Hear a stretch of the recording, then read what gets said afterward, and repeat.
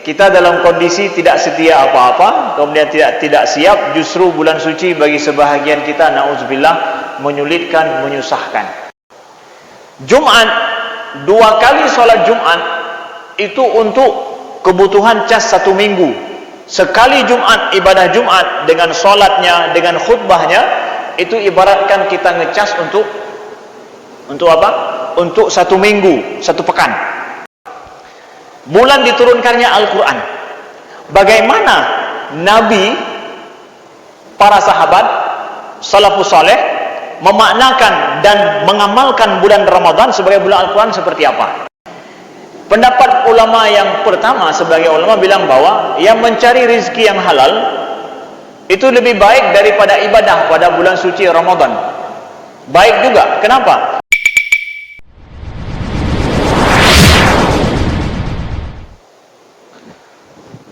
Bismillahirrahmanirrahim.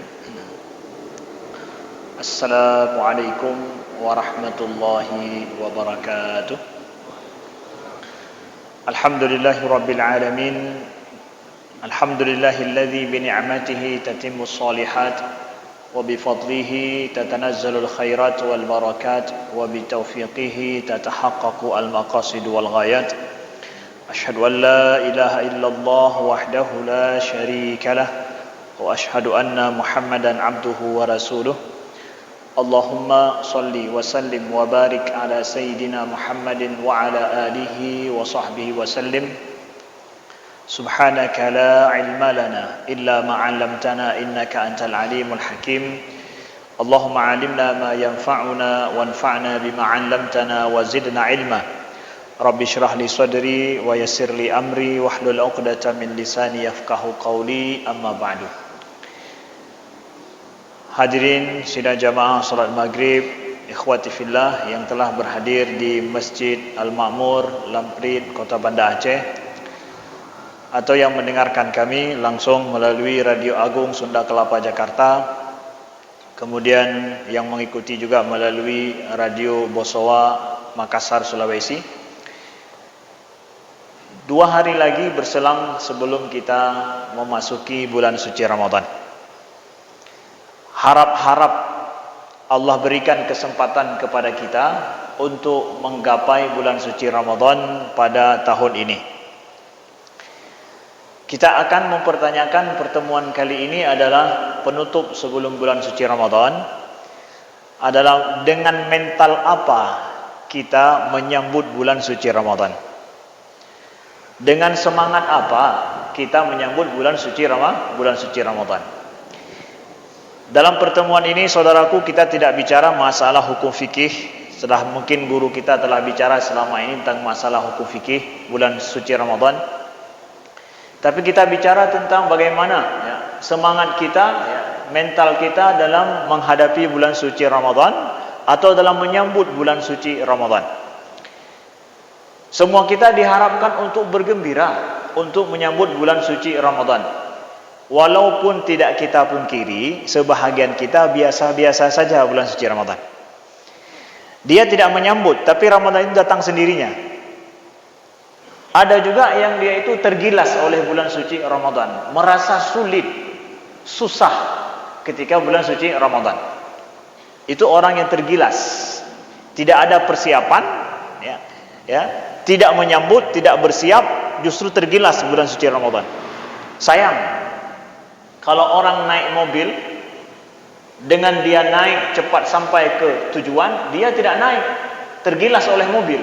Celaka dia dengan adanya mobil. Orang justru dengan ada mobil, dia sambut datang mobil, dia naik, kemudian sampai kepada tujuan. Kita tidak mau digilas oleh bulan suci Ramadan. Datang bulan suci, kita dalam kondisi tidak setia apa-apa, kemudian tidak siap, justru bulan suci bagi sebahagian kita, na'udzubillah, menyulitkan, menyusahkan. Kita ingin bulan suci Ramadan kita sambut. Bulan suci Ramadan kita siap untuk menyambutnya dan justru bermanfaat bagi kita. Mari kita lihat bagaimana kita menyambut bulan ini. Apanya yang menggembirakan dalam bulan suci ini yang penuh semua kita penuh harapan. Saudaraku yang dimuliakan Allah, Rasulullah sallallahu alaihi wasallam memberikan kabar gembira kepada kita dalam hadis yang sahih riwayat Imam Bukhari bahwa man shoma ramadanan imanan wa ihtisaban ghufira lahu ma taqaddama min dzambih. Barang siapa yang berpuasa pada bulan suci Ramadan dengan penuh keimanan dan juga dengan penuh harap ridha daripada Allah, ghufira lahu ma taqaddama min dzambih, diampuni dosa-dosanya yang terdahulu.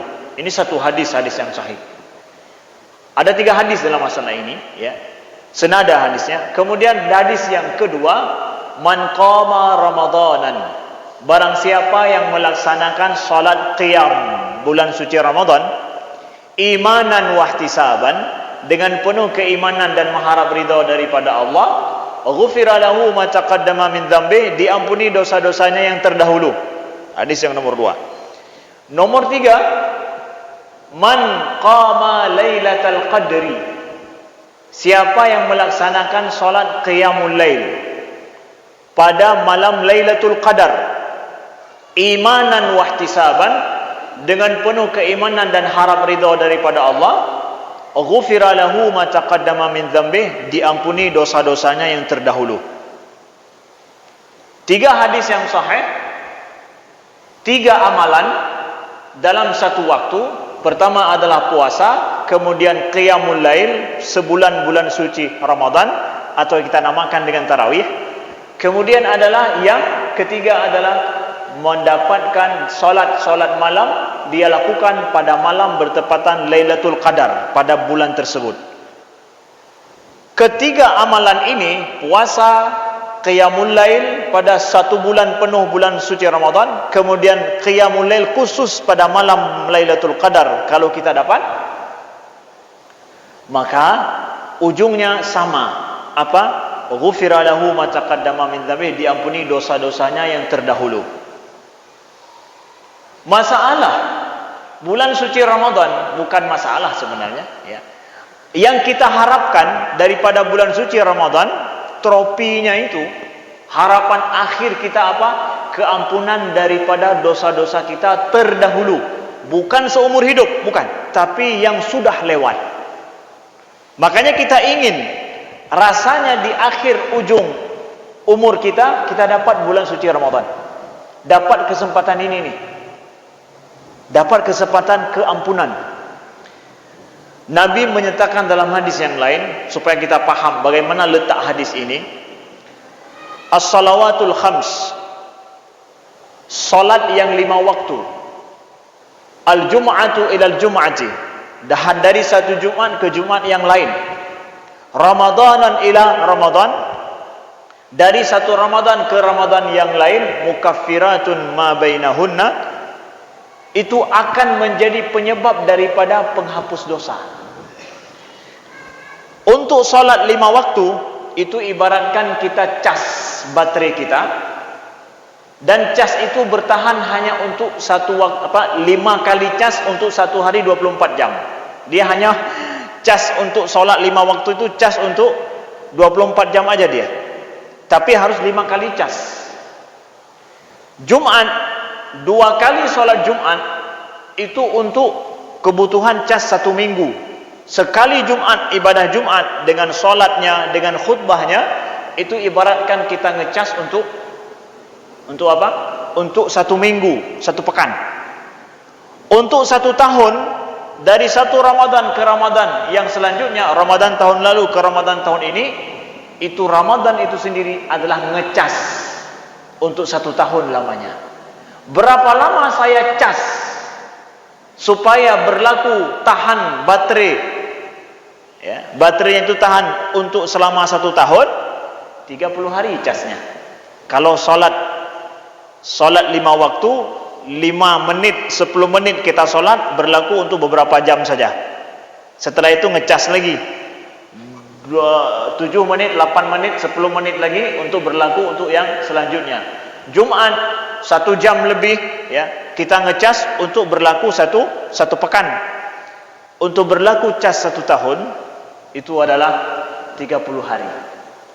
Kalau dari tahun lalu kita dapat keampunan Allah pada bulan suci Ramadan dengan 3 ibadah yang kita jaga dengan baik, solat kita, puasa kita, solat malam kita, bahkan insya-Allah kita jaga malam Lailatul Qadar. Siapa yang ada solat tarawih, solat tahajud, solat witir penuh 1 bulan, enggak dia tinggalkan, insya-Allah pasti dapat daripada malam Lailatul Qadar. Dapat malam Lailatul Qadar, insya-Allah taala. Enggak harus nunggu pohon tumbang. Lihat pohon tumbang kalau dalam mitos orang Aceh. Kalau lihat pohon tumbang malam Lailatul Qadar enggak dapat, enggak. Selama enggak kita tinggalkan, insya-Allah salah satu itu ada dapat malam Lailatul Qadar, insya-Allah. Kita jaga dengan baik itu, berarti tahun lalu mudah-mudahan kita diampuni dosa-dosa kita terdahulu, kemudian kita buat lagi dosa mungkin. Maka untuk tahun ini kita ingin Ramadan ini adalah penutup daripada ngecas untuk membersihkan dosa-dosa kita tahun ini, dan juga untuk tahun yang akan datang kita dapatkan. Nah, maka saudaraku yang dimuliakan Allah, yang paling berharga sekali dari bulan suci Ramadan yang menggembirakan kita adalah perjanjian daripada Nabi kabar gembira akan diampuni dosa-dosa kita yang terdahulu. Itu yang sangat luar biasa. Dengan 30 hari, dengan 3 model amalan itu, iya. Saya ingin kita juga bayangkan begini. Kami ingin kita coba untuk bayangkan begini. Seorang kontraktor, dia kolaps di akhirnya. Banyak hutang sana sini, proyek tidak jadi, kemudian masuk ke dalam penjara. Keluar dari penjara 100 miliar menunggu hutang harus dia bayar dengan kolega dia, bukan dengan bank. Kalau dengan bank mungkin masuk penjara, keluar penjara, selesai hutangnya ya. Misalkan ya, banyak hutang dengan orang lain 100 juta ya. Kemudian dengan kondisi penjara lama, mungkin seumur hidup atau 10 tahun 20 tahun, na'udzubillah, hutang lagi sana sini, betul-betul hidup sudah terjerat, hidup sudah tidak tahu harus kemana lagi, harapan sudah tidak ada lagi. Paling kurang begitulah dosa kita. Kalau Allah ingin tampakkan dosa kita itu seperti apa kalau Allah hisab nanti hari kiamat, rasanya enggak bisa kemana-mana lagi kita, enggak ada harapan untuk surga. Ibaratkan orang yang sudah masuk dalam penjara dengan hutang yang sangat banyak, rasanya kalaupun keluar enggak bisa kemana-mana, harus melarikan diri, harus bersembunyi. Dunianya sudah hilang, keluar dari penjara akan dikejar-kejar oleh orang juga, dunianya sudah hilang. Kalau Allah tampakkan mungkin dosa kita, maka akan seperti itu kejadian, enggak ada harapan untuk surga, enggak ada harapan. Tapi ada orang yang bilang sama kontraktor ini, mau engkau selamat dari penjara, lepas hutangmu juga lepas, mau tidak? Mau. Siapa bilang enggak mau? 30 hari engkau lakukan ya. 30 hari lakukan ini, engkau akan terbebas daripada itu. Terbebas dari penjara, terbebas daripada hutang juga. Apa yang saya buat? 30 hari, 1 bulan, kerja khusus dan ada pengabdian khusus. Akan lepas, dapat remisi, dapat pengampunan dari Bapak Presiden, hutangmu semua selesai. Gimana rasanya? Beginilah rasa hadis Nabi yang 3 itu tadi. Kalau nggak tahu rasanya seperti apa. Kalau kita nggak paham hadis Nabi yang 3 itu rasanya seperti apa? Seperti inilah kontraktor yang sudah divonis puluhan tahun dalam penjara, hutang banyak harus dia bayar, tapi cuma dengan modal 30 hari pengabdian khusus dapat pengampunan dari Bapak Presiden. Beginilah rasa hadis Nabi itu. Bulan suci Ramadan. Maka ingin kita bulan suci Ramadan kita sambut dengan gembira karena ingin pengampunan dan itqun minan nar, dan pelepasan dari api neraka, keampunan Allah, pelepasan daripada api neraka. Ini yang kita harapkan. Ini yang kita tujuan akhir kita kalau bisa di bulan suci Ramadan itu. Lalu setelah itu, kalau kita sudah paham ini, selanjutnya adalah ayo buat program untuk mengisi bulan suci Ramadan itu di samping 3 hal tadi. yaitu kita puasa dengan penuh keimanan kita, dengan penuh ridha, mengharap ridha daripada Allah, ya.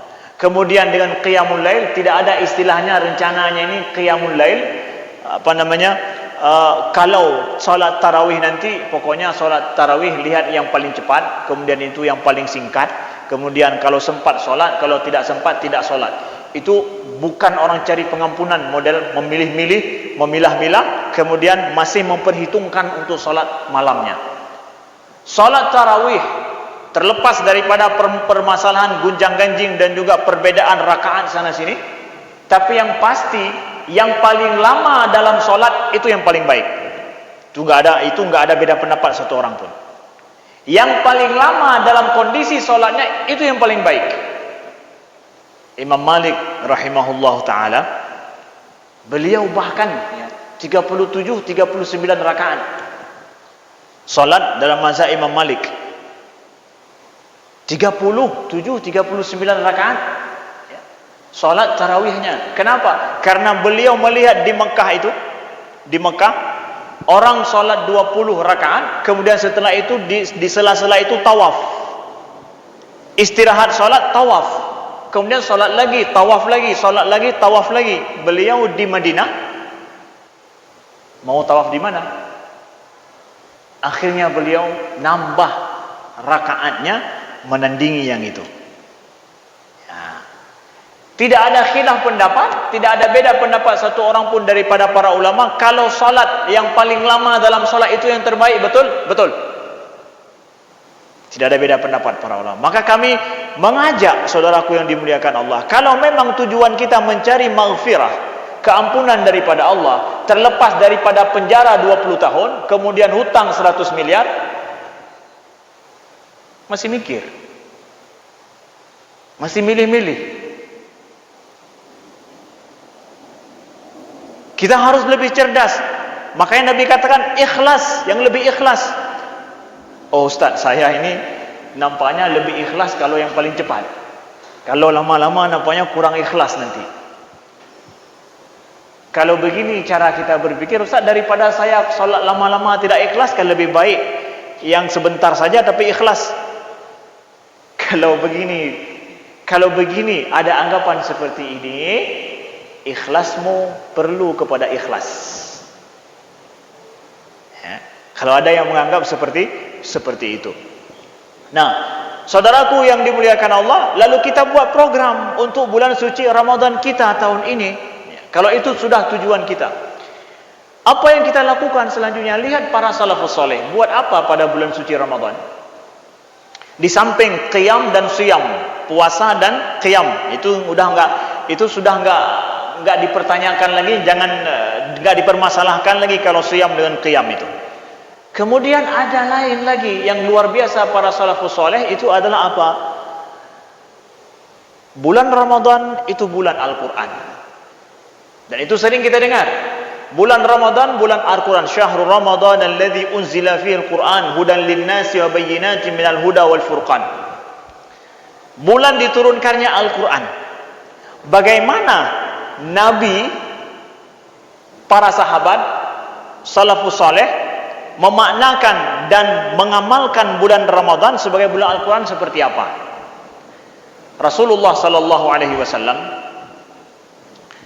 beliau disebutkan oleh Ibnu Abbas, qala kana an-nabi ajwadun nas bil khairi wa kana ajwad ma yakunu fi Ramadan hina yalqahu Jibril wa kana Jibril alaihi salam yalqahu kulla lailatin fi Ramadan hatta yansalikh yu'rid alaihi Nabi sallallahu alaihi wasallam Al-Quran. Jadi Rasulullah sallallahu alaihi wasallam, hadis sahih riwayat Imam Bukhari, ketika bulan suci Ramadan itu adalah orang paling dermawan Nabi, ajwad. Ajwad itu adalah jud, itu berbuat baik lebih daripada kebiasaan dan dalam kondisi memberikan kepada orang yang tepat. Sebagaimana kata Ibnu Hajar.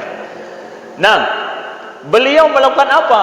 Pada bulan suci Ramadan, beliau membaca Al-Quran, ya, beliau nyetor Al-Quran bahasanya kepada Jibril, khusus bulan Ramadan itu. Datang Jibril mereview Al-Quran bersama Nabi SAW yang sudah diturunkan selama setahun. Itu bulan suci Ramadan direview semua. Diminta oleh Jibril untuk Nabi mereview Al-Quran. Jadi Nabi belajar Al-Quran langsung dengan Jibril, review, putar ulang balik semua Al-Quran yang sudah diturunkan. Nah, kita lihat itu Nabi SAW khusus pada bulan Ramadan. Lalu kemudian kita lihat para sahabat. Ada Uthman bin Affan. Uthman bin Affan beliau mengkhatamkan Al-Quran dalam satu hari sekali. Ya. Kemudian kita lihat misalkan Imam Malik rahimahullah ta'ala, pada bulan suci Ramadan beliau adalah seorang ahli hadis, seorang ulama hadis yang mengajarkan hadis Nabi di Masjid Nabawi setiap hari. Yang datang belajar kepada beliau siapa? Orang seluruh dunia datang belajar dengan beliau. Tapi pada bulan Al-Quran, bulan Ramadan, beliau tutup majlis ilmu. Tidak ada lagi majlis ilmu. Ilmu apa? Ilmu mantik, ilmu filsafat, ilmu matematika, ilmu fisika. Bukan. Ilmu mengajarkan hadis Nabi yang ditutupin labahnya mandum isi daripada mulut Nabi beliau keluarkan. Tapi bulan Ramadan tutup buku, tidak ada. Ngapain beliau? Beliau membaca Al-Quran dari mushaf. Kan lebih banyak pahala kalau seandainya ngajarin orang pada bulan Ramadan hadis Nabi ketimbang bulan yang lain. Beliau tutup itu, nggak ada yang lain. Imam Zuhri, imam hadis, ya, pada bulan suci Ramadan juga begitu. Beliau tidak baca buku hadis satupun, padahal beliau ahli hadis, ya. Tidak baca buku hadis satupun, beliau membaca Al-Quran daripada mushaf. Imam Syafi'i rahimahullah ta'ala pada bulan suci Ramadan 60 kali khatam Al-Quran di luar salat. Bukan dalam salat, di luar salat. 60 kali beliau khatam Al-Quran di luar salat. Saudaraku yang dimuliakan Allah, sedikit kita bercermin melihat sekilas saja tentang kehidupan mereka memaknakan bulan suci Ramadan itu, bulan Al-Quran seperti apa. Ditinggalkan, bukan yang haram ditinggalkan, ya. Kemudian Sufyan Tsauri lagi, kita tahu siapa beliau. Sufyan Tsauri, beliau tinggalkan ahli ibadah beliau tinggalkan semua ibadah yang lain selain daripada puasa, qiyamul lail. Beliau selain daripada itu beliau tinggalkan khusus untuk Al-Quran. Padahal beliau tinggal ibadah ditinggalkan. Yang lain ditinggalkan, ibadah khusus dengan Al-Quran beliau. Sendiri-sendiri. Nafsi-nafsi, saat ini nafsi-nafsi. Saya sendiri pikir saya sendiri, Anda pikir diri Anda sendiri. Kenapa? Kita semua sedang wasari'u ila maghfiratin min rabbikum. Bersegeralah untuk mendapatkan keampunan dari Tuhan kalian. Ini sedang wasari'un, kita sedang fastabiqul khairat. Jadi kalau kita lihat ibadah para salafus soleh, berarti pada bulan suci Ramadan itu ada ibadah yang prioritas. Yang enggak prioritas walaupun ibadah tinggalin, bukan yang haram.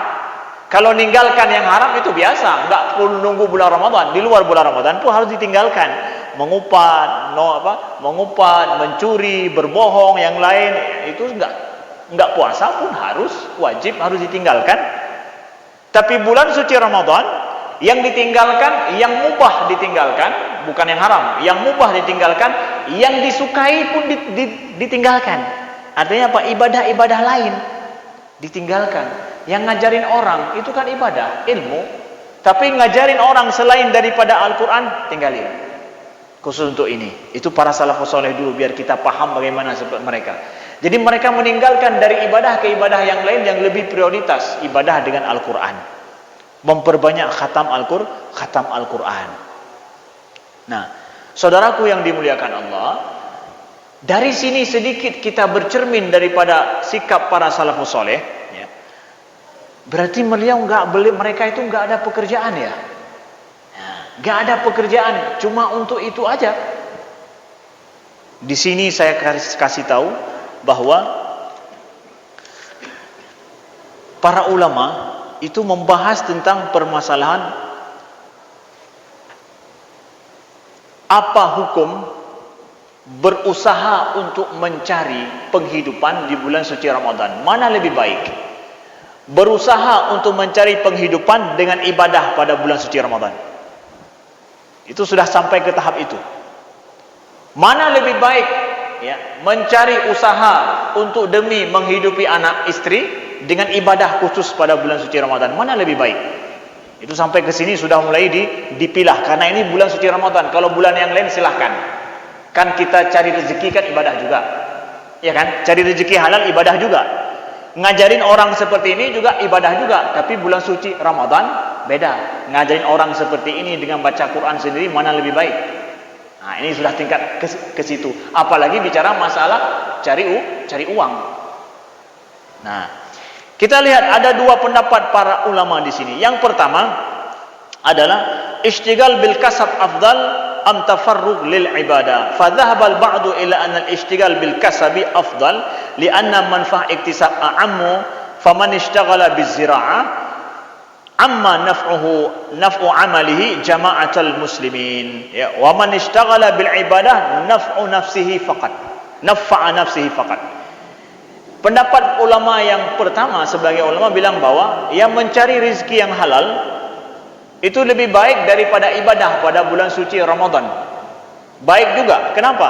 Karena manfaat daripada dia mencari rezeki, seperti misalkan dia menanam padi atau dia bercocok tanam, itu manfaatnya bagi dia, manfaat juga bagi orang lain.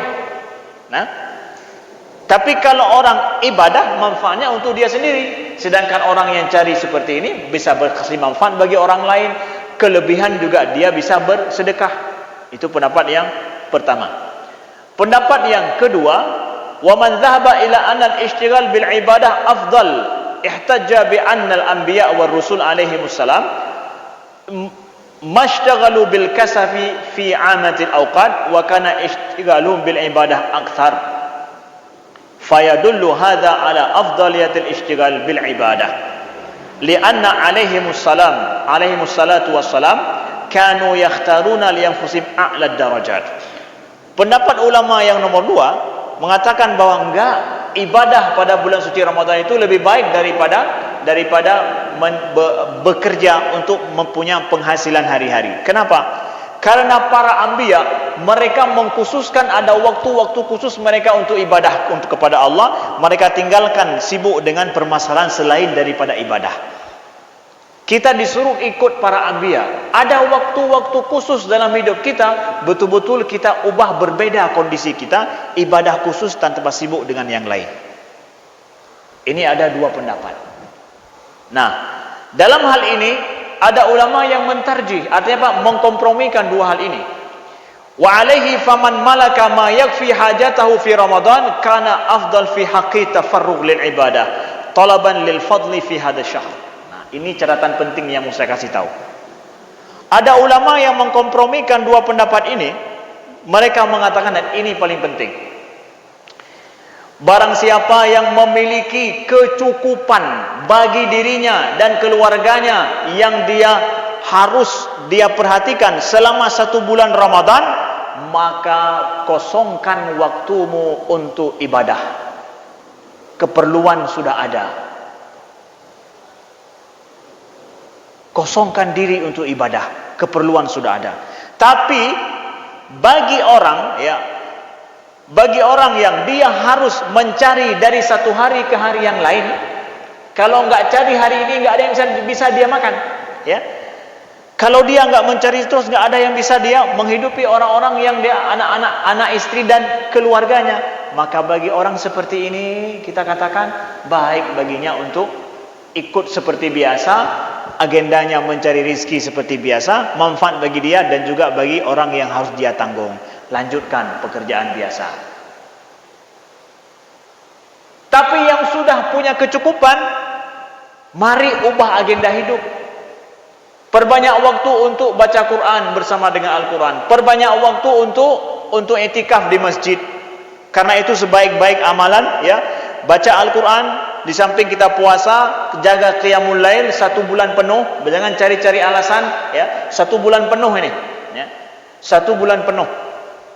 Demi untuk apa? Keampunan.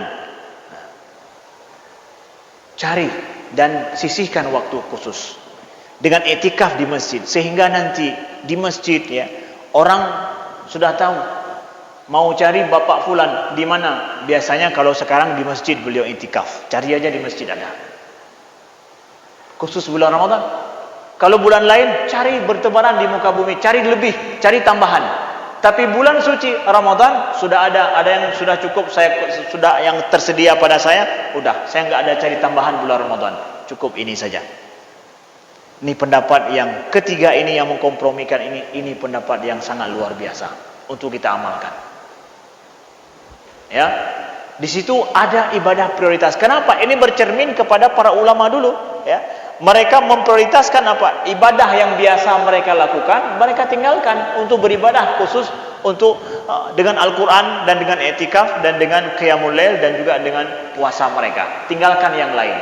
Nah, kita juga semestinya ikut semangat daripada para salafus soleh seperti itu, saudaraku yang dimuliakan Allah.